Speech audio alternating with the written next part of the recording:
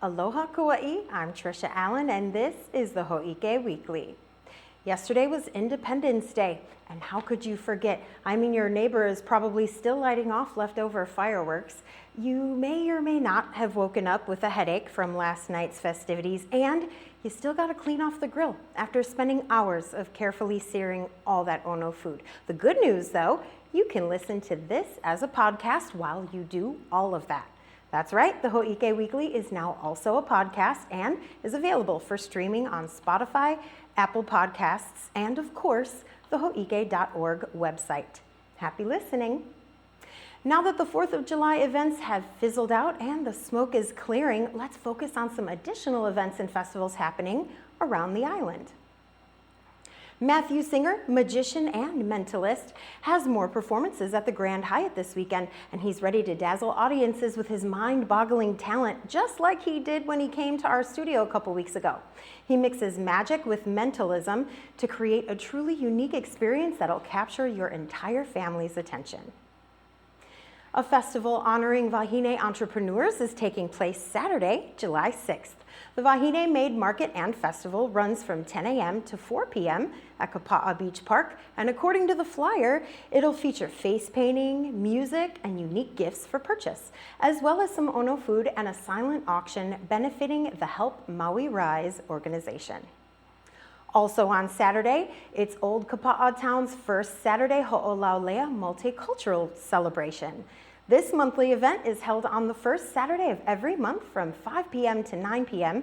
and features food, crafts, and nonprofit vendors, as well as Japanese, Chinese, Okinawan, Filipino, Korean, Tahitian, or Hawaiian cultural performances. You got to go there and check it out, see which one it's going to be. Also happening this Saturday, the opening reception for Awaken at the KSA Gallery in Kukui Grove Center. Awaken is a collaborative art exhibition between nature artists Kimberly Kirk, Susan Carlisle, and Joshua Hunton. This show expresses a love of Kauai with a collection of original paintings, sculpture, surfboard art, and even art using local plants and red dirt as actual paint. If you're unable to attend the opening ceremony, no worries. This exhibit runs until July 29th. On Sunday, the Kauai Veterans Center will be having their first Sunday of the month market and craft fair.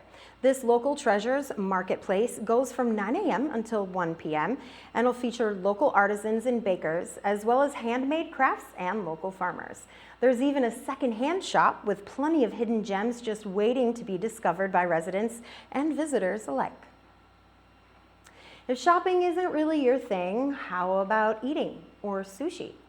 Chef Yuji Haraguchi, who creates culinary videos for Bon Appetit and Epicurious, will be on our little island of Kauai in Lauai this weekend, teaching the art and vast history of sushi, as well as giving advice for buying and preparing raw fish safely at home in a way that minimizes waste, which is great news for anybody who's a fisherman. The class is about 2 hours long and it sounds pretty delicious, to be honest. Now, if you weren't quick enough to write those event details down, or maybe you just don't have time for that right now, remember, you can always check the Kauai Festival's website at kauaifestivals.com whenever you do have time and get details on all the events that I just finished talking about. All right, Kauai, it's Newsflash time. Our island may be small, but there's a lot happening around here, and you have things to do. So let's give you the latest in a short and entertaining way so you can go about your week informed. Polehale State Park is partially closed right now. Vehicle access is restricted to the Queens Pond area.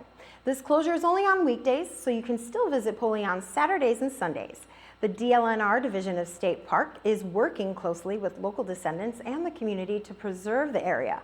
Some of what they're working on: replacing boulders to safeguard the delicate dunes and coastal ecosystem, improving the entry road, and putting up signs to educate people there about the cultural and ecological significance of the state park. A groundbreaking ceremony was held on July 2nd. for the renovation of the former Big Save space at the Lihue Civic Center. The 25,000 square foot area that has been dormant for over a decade is going to be renovated to include a space for childcare and early childhood education, along with other youth programs, including the Kauai Police Activities League, or KPAL.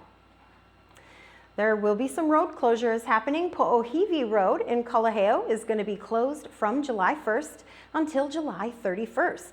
Work is being done for waterline installation Monday through Friday from 8:30 a.m. until 3 p.m., and residents in the area should expect delays, although access to private property during this time will be granted. Another road closure worth mentioning is happening in Kapa'a. Kawaihau Road will be closed from July 5th till July 11th for guardrail repairs. The section that will be affected begins in the 4600 block of Kawaihau and extends eastbound all the way to Kuhio Highway. And since we're on the topic of roads and cars, the County of Kauai has a new income-based vehicle hauling program for eligible residents, nonprofits, and small farmers. The program helps with safe vehicle disposal from private or public property, and it's available for residents who are at or below the very low income level, as well as certain nonprofits and small farmers with less than $350,000 in farm income. Eligibility requirements and additional information can be found by scanning the QR code on your screen, or if you're listening to this as a podcast, you can go to the website, which is connect.kauai.gov, and make sure you click the Public Works/Solid Waste button. And then there's always email. You can email solid waste directly, solidwaste@kauai.gov. Daisy Ogawa, a 16-year-old resident of Eleele, was reported missing on June 20th, and KPD is still continuing to search for her. Daisy is 5 feet tall and weighs approximately 120 pounds. She has a fair complexion, straight brown hair, and is of Filipino descent. She was last seen wearing a pair of blue jeans, a black crop top shirt, and brown sandals with black straps in the Eleele area. But Daisy is also known to frequent both the Lihue and Kapa'a areas. The Kauai Police Department sent a press release earlier this week, both asking for continued help in the search, but also reminding people that they could get in legal trouble for assisting in hiding the minor. Custodial interference in the second degree is what you could be charged with, and it's an offense punishable by up to 1 year in prison. Actions that would fall under this offense include things like providing money, transportation, housing, disguise, or any other means of avoiding discovery and return to the child's parent and/or legal guardian. It's also worth noting that Daisy was reported missing around this time last year as well. According to an old press release from June 13, 2023, KPD reached out to the public for help locating Daisy Ogawa on June 27th. She was safely returned, though, to her family after a tip came in from the Parents and Children Together, or PACT, representative phoned it in. Hōʻike reached out to KPD to see if PACT was contacted this time, and unfortunately, they were unable to comment because the investigation is still open. That said, anyone with information about Daisy Ogawa's whereabouts is urged to contact KPD Dispatch at 808-241-1711. And if you wish to remain anonymous, you can call Crime Stoppers Kauai at 808-246-8300, or you can go to csKauai.org and submit a tip there. The Kauai Police Department is also reaching out to the public again, seeking any information relating to a homicide that occurred on July 3rd, 2010. They're actively pursuing new leads to advance the investigation. The victim, Amber Jackson, a 57-year-old woman from Kapa'a, was tragically found by a local pig hunter in a secluded wooded area in Kealia. Jackson had been reported missing earlier that June. An autopsy revealed she died from blunt force trauma to the head and injuries consistent with an assault. Despite ongoing efforts, no arrests have been made and the case remains open. Recently, the case gained renewed attention through media outlets, including the Unsolved Mysteries podcast, which highlighted potential suspects and theories. The Amber Jackson Justice Group, founded by Amber's family and friends, also continues to seek justice and is offering a $20,000 reward for any information leading to the arrest and conviction of her killer. Anyone with information is urged to contact KPD again at 808-241-1711. And to provide anonymous tips, you can reach out to Crime Stoppers Kauai at 808-246-8300, or you can visit their website, cskauai.org. Additionally, Hōʻike reached out to Amber's family and should be hearing from them later today or next week, so keep checking in with us for updates. Now, for those of you watching the show on Channel 54 or YouTube or any of our social media channels, you've had the pleasure of enjoying the view behind me. For those of you listening on our newly minted podcast, this stunning view is what you're seeing on your screen right now. But no matter which way you're seeing it, mahalos for the photo this week go out to Robert Zelkowski.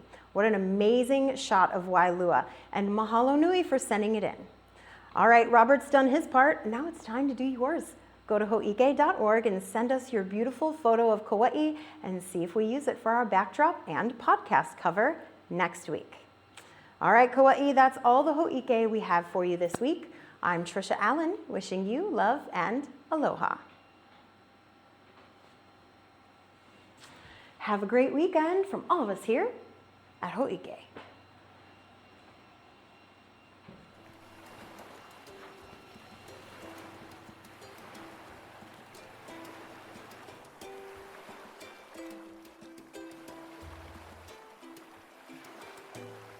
The Hōʻike Weekly has been made possible in part by the Rice Street Business Association, the Kauai Island Utility Cooperative, and Violi Properties.